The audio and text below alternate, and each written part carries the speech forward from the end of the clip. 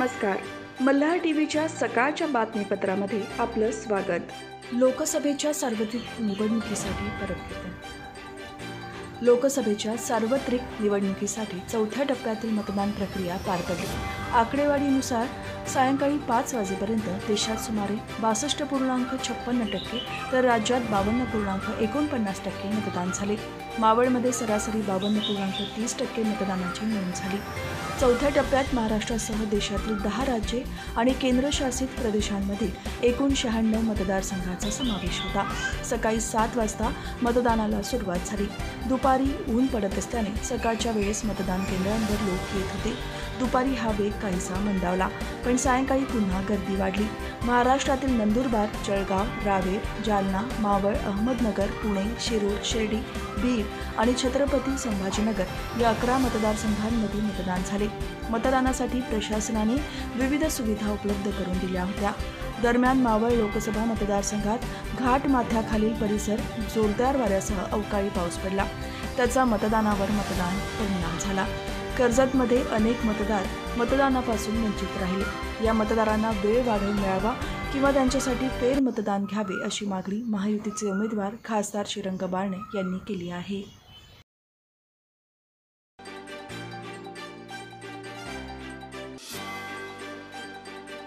राज्यातील लोकसभा निवडणुकीच्या चौथ्या टप्प्यातील मतदान सोमवार सकाळी 7 ला सुरू झाले. पनवेल शहरात सकाळपासून मतदानासाठी नागरिकांनी गर्दी केली होती. मात्र अनेक मतदारांची नावेच वगळल्याने मतदार मतदानापासून वंचित राहिले. मावळ लोकसभा मतदारसंघात येणाऱ्या पनवेल महापालिका हद्दीत सकाळपासूनच गर्दी होती. निवडणूक मतदानासाठी प्रशासनाच्या वतीने काही ठिकाणी वगळता मतदान केंद्रांवर पिण्याचे पाणी, दिव्यांगांसाठी रॅम्प, उन्हाळ्याची स्थिती लक्षात घेता औषधे, 5 पेक्षा अधिक मतदान केंद्र असलेल्या मतदान केंद्रांवर बैठक व्यवस्था, उन्हाळा लक्षात घेता मंडप उभारणी सुविधेसोबतच इतर तांत्रिक बाबींची पूर्तता होती. दरम्यान या निवडणुकीमध्ये अनेक मतदारांची नावे याद्यांमधून वगळल्याने अनेक जण मतदानापासून वंचित राहिले असून मतदानाचा टक्का घसरला.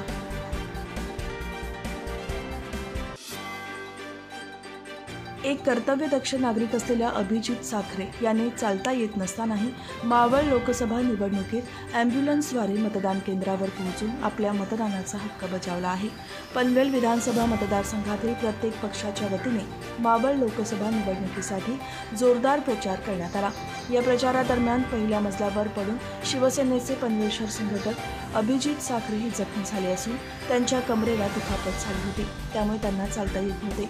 दरम्यान यंदाची निवडणूक तरुणांच्या भविष्यासाठी महत्त्वपूर्ण असल्याने आपले कर्तव्य असलेल्या मतदान हक्क बजावण्यासाठी अभिजित साखरे यांनी शिवसेनेचे पनवेल महानगर प्रमुख ॲडव्होकेट प्रथमेश सोमण यांच्याशी संपर्क साधला. त्यांच्या भावनांची दखल घेत प्रथमेश सोमण यांनी अँब्युलन्स उपलब्ध करून त्यांना पनवेलमधील VK हायस्कूलमधील मतदान केंद्रावर आणले.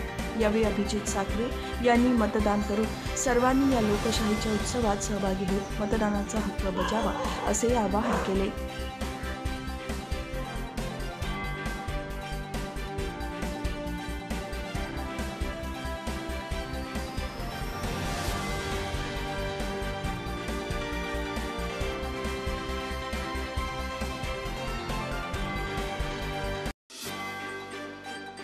मिडल क्लास हाऊसिंग सोसायटीमधील ब्रांच शाळेतील युवा मतदान केंद्रात 85 वर्षीय सरला रमणलाल बालक यांनी मतदान करून आपले कर्तव्य बजावले.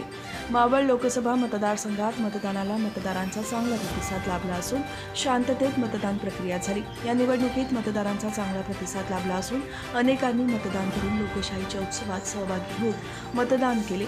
यामध्ये ज्येष्ठ नागरिकांचाही चांगला प्रतिसाद लाभला. यामध्ये मावळ लोकसभा निवडणुकीसाठी पनवेल शहरातील मिडल क्लास हाऊसिंग सोसायटीतील बांस शाळेतील मैदान केंद्रामध्ये 85 वर्षीय ज्येष्ठ सरला रमणलाल बालक यांनी मतदान केले.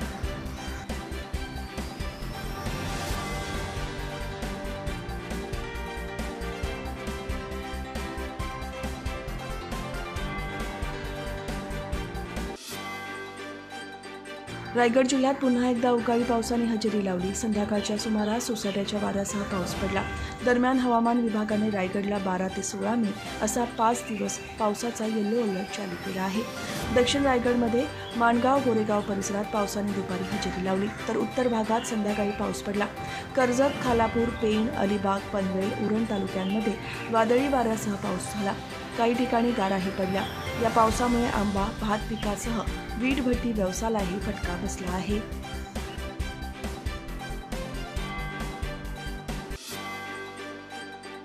कर्जत तालुक्यातील नेरळ परिसरात गडगडाटासह धुवाधार पाऊस पडला असून नेरळ भागातील जिते गावाच्या परिसरात गारपीट झाले. सुमारे 2 तास पाऊस पडत असल्याने मतदानाच्या टक्केवारीवर परिणाम झाला.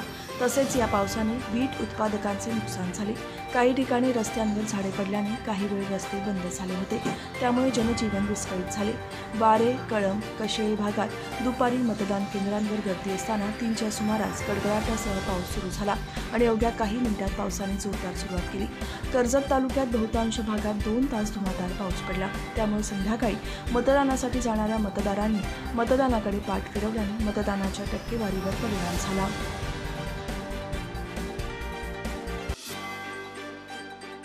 मावळ लोकसभा मतदारसंघातील कर्जत विधानसभा मतदारसंघात हरित मतदान केंद्र, महिला कर्मचारी असलेले गुलाबी मतदान केंद्र आणि दिव्यांग कर्मचारी असलेले मतदान केंद्र बनवण्यात आले होते. त्यामध्ये नेरळ येथील आनंदवाडी केंद्र हे दिव्यांग कर्मचारी केंद्र होते. या केंद्रावर विधानसभा मतदारसंघातील सर्वाधिक दिव्यांग मतदार असल्याने असा प्रयोग या मतदान केंद्रावर करण्यात आला होता. कर्जत विधानसभा मतदारसंघात मावळ लोकसभेसाठी मतदान घेण्यात आले. त्यासाठी दिव्यांग मतदारांना आकर्षित करण्यासाठी सर्वाधिक दिव्यांग मतदार आनंदवाडी केंद्रामध्ये असल्याने येथे दिव्यांग कर्मचारी यांची नियुक्ती निवडणूक विभागाने केली होती.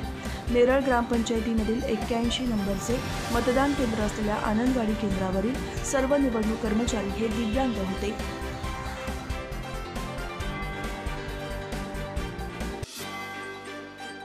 मुंबई गोवा महामार्गावर एका वृद्ध व्यक्तीला रस्ता ओलांडताना टँकरची धडक लागल्याने त्याचा मृत्यू झाला आहे. मुंबई गोवा महामार्गावरील डॉक्टर बाबासाहेब आंबेडकर महाविद्यालय चांभारखेड येथे महामार्ग ओलांडून जात असताना किसन लक्ष्मण मोरे यांना मुंबईकडून येणारा टँकरची धडक लागल्याने त्यांचा जागीच मृत्यू झाला. या प्रकरणी पोलिसांनी ट्रक चालकाला ताब्यात घेतले आहे.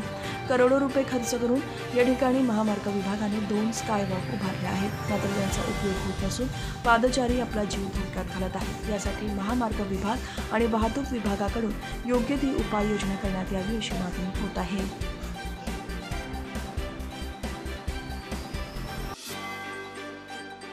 केंद्रीय माध्यमिक शिक्षण मंडळ म्हणजेच CBSE बोर्डने 10वी आणि 12वीचा निकाल जाहीर केला आहे. 10वीचा निकाल 93.6% तर 12वीचा निकाल 87.98% इतका लागला आहे. विद्यार्थ्यांना मूळ गुणपत्रिका तसेच प्रमाणपत्र नंतर शाळा प्रशासनाकडून मिळणार आहे. CBSE बोर्डातील 16,33,730 विद्यार्थ्यांची 12वीची परीक्षा दिली होती. यावेळी 16,21,224 विद्यार्थी परीक्षेला बसले होते. त्यापैकी 14,26,420 विद्यार्थी उत्तीर्ण झाले आहेत.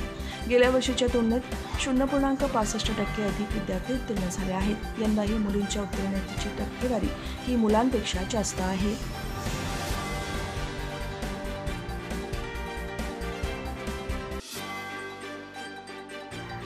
मुंबईत झालेल्या वादळी पावसाने दाणादाण उडवली. यंदा पावसामुळे घाटकोपरमध्ये पेट्रोल पंपावर महाकाय असे होर्डिंग कोसळून अनेक गाड्या आणि लोक अडकले. यात आतापर्यंत 8 जणांचा मृत्यू झाला असून मृतांचा आकडा वाढण्याची शक्यता आहे. मुख्यमंत्री एकनाथ शिंदे यांनी घटनास्थळी जाऊन पाहणी करून अपघातातील मृतांच्या कुटुंबियांना मुख्यमंत्री सहाय्यता निधीतून प्रत्येकी 5 लाख रुपयांची घोषणा केली. तसेच सर्व जखमींवर मोफत उपचार करण्यात येतील असे म्हणाले. दरम्यान घाटकोपरमधील घटना ताजी असतानाच वडाळ्यात सुद्धा पार्किंग टॉवर कोसळला.